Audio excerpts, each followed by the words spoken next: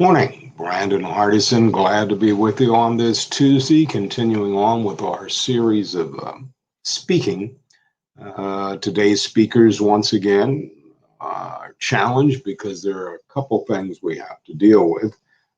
We do not have that front of the room anymore, so that takes away from it. Or you're trying to get to understand how this new box. Now, keep in mind, we will be coming back. America is the strongest country on the face of the earth. So the entertainment, the conventions, all of these things will be coming. So you'll have an opportunity to get in front of the room again with people. But for the meantime, we're confined to this box, and we've talked in different series of what challenges you may run up against. So today I wanted to talk about rehearsing to speak online, because this is what you're going to be confined to. So when we have to rehearse to speak online, it can feel a bit odd, especially when video software enters the mix, because maybe that's not your strength. I know it's not my strength, but you'll be more effective in rehearsal if you're aware of the speaking content. And here's what I mean. Knowing the content will always inform you how your rehearsing style needs to be. So I have this content. I'm going to give a digital speech because this is what I'm stuck to. You need to make sure how to be prepared for that. So generally, we recommend getting together acoustically in the area that you're going to be so you can see how your verbal and nonverbal delivery. If you have any presentation aids to go along with it, there's a few variables that we have to make sure to put this whole package together. So let's take them one by one. If we just look at the verbal delivery is key in any digital speech, particularly webinars or web conferencing. And the reason being is whenever your voice overlay is incorporated by slideshows, your body is invisible to the audience. So now we have to worry about our verbal enunciation, our pronunciation, our rate, as we call it, and the pauses. Because remember, you have these aids that are coming in and out, and the people watching, we must make sure that the timing is there to keep your audience maintained on whatever story you're trying to tell them. And if the energy is not there, and the only thing they can go by is the tonality of your voice, then it can be a bland hour, half hour, wherever the show may be.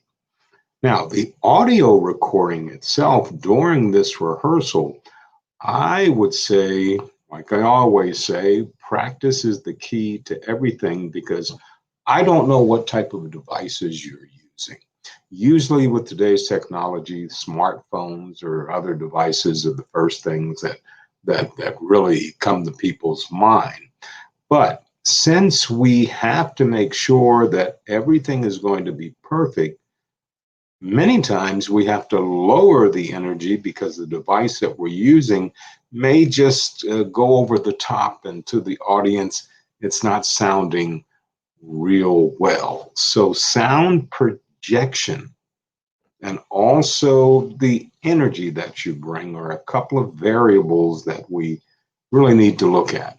Now, if you do have a microphone set up with that, now you're a little bit better, because usually there's going to be someone there controlling the levels of projection, which will make it a pretty much consistent and easy presentation. So how about nonverbal? Since we're not in front of the room anymore, I can't see what your reaction may be. And as you do know, Call and response is a big thing when you're in front of a room.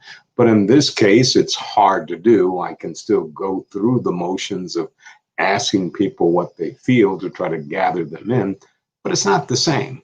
So when rehearsing your nonverbal, what is the visible of the video? What are you still trying to present to the audience?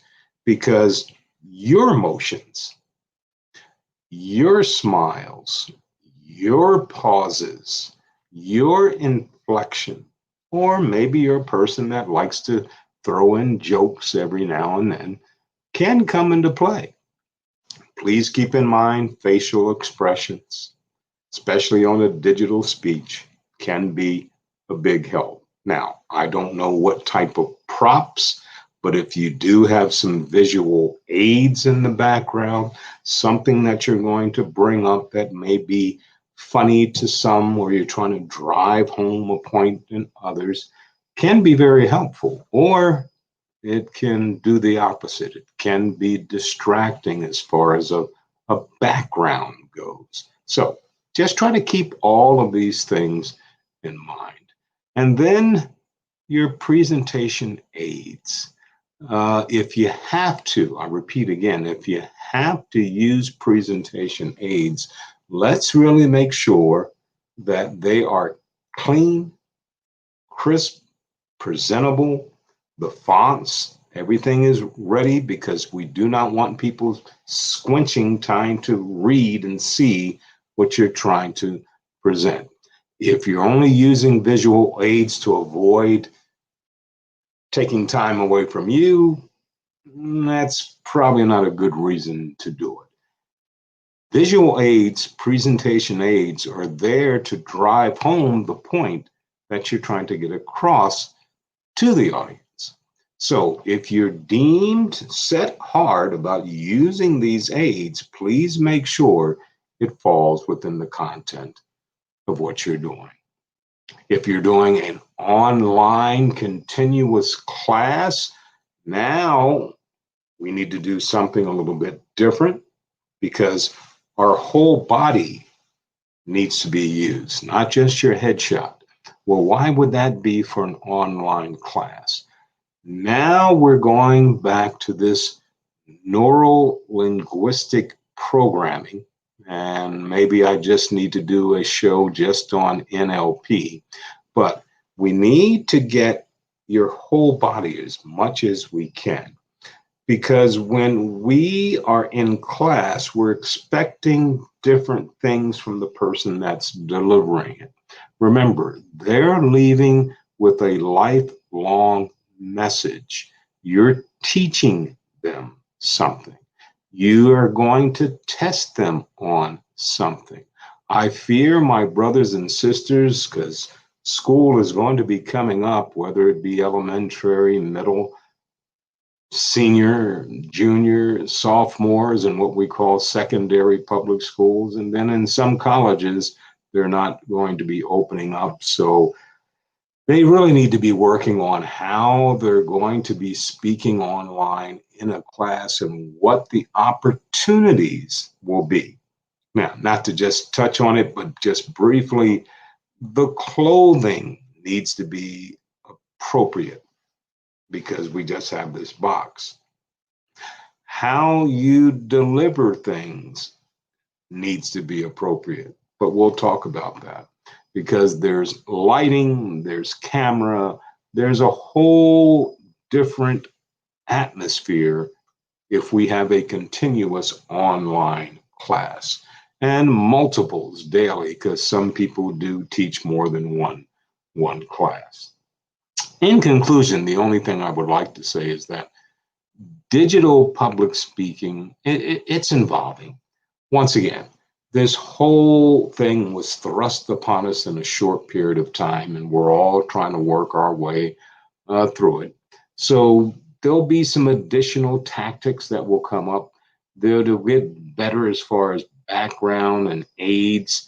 But the key thing that I say to everyone, each and every time, practice. If we do not see the value of practicing none of this is really going to matter about anything because practice makes consistency, and consistency will bring confidence. Once again, Brandon Hardison for Champion Strategies. And as always, in parting, go out and make it a champion.